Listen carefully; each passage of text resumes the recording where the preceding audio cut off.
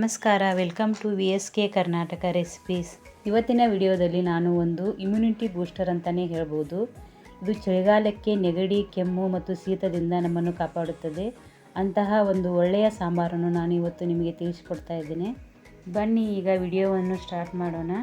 ಈಗ ಮೊದಲು ಒಂದು ಪಾತ್ರೆಯನ್ನು ತೆಗೆದುಕೊಳ್ಳಿ. ಅದರಲ್ಲಿ ಸ್ವಲ್ಪ ಎಣ್ಣೆಯನ್ನು ಹಾಕಿಕೊಳ್ಳಿ. ಅದಕ್ಕೆ ಒಂದು ಟೊಮಾಟೊ, ಕರಿಬೇವು, ಕೊತ್ತಂಬರಿ ಮತ್ತು ಬೆಳ್ಳುಳ್ಳಿಯನ್ನು ಹಾಕಿಕೊಳ್ಳಿ.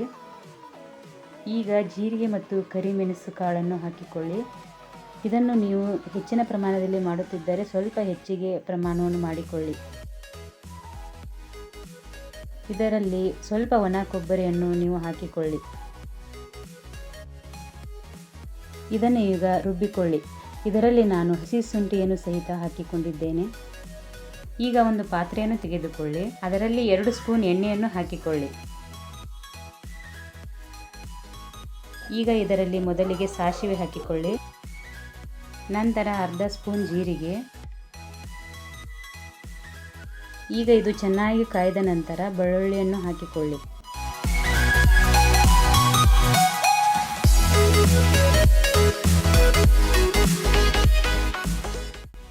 ಈಗ ಇದರಲ್ಲಿ 3 ಸ್ಪೂನ್ ಖಾರವನ್ನು ಹಾಕಿಕೊಳ್ಳಿ.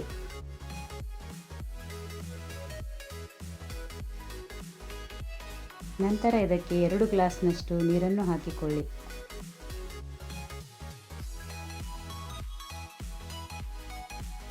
ಈಗ ಸಾಂಬಾರ್ಗೆ ಅರಿಶಿನ ಪುಡಿ 1 ಸ್ಪೂನ್, ಉಪ್ಪು 2 ಸ್ಪೂನ್,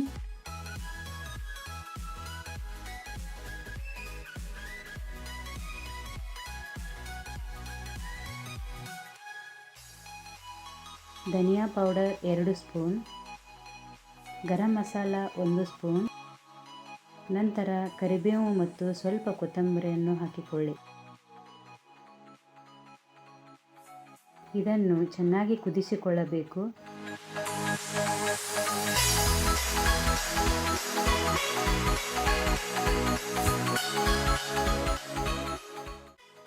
ಈ ಸಾಂಬಾರ್ಗೆ ಈಗ ರುಬ್ಬಿದ ಮಸಾಲೆ ಮಿಶ್ರಣವನ್ನು ಹಾಕಿಕೊಳ್ಳಿ.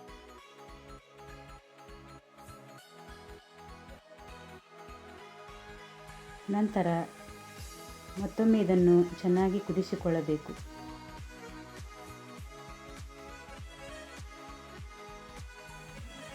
ಈಗ ಇಮ್ಯುನಿಟಿ ಬೂಸ್ಟ್ ಸಾಂಬಾರ್ ಸವಿಯಲು ಸಿದ್ಧವಾಗಿದೆ.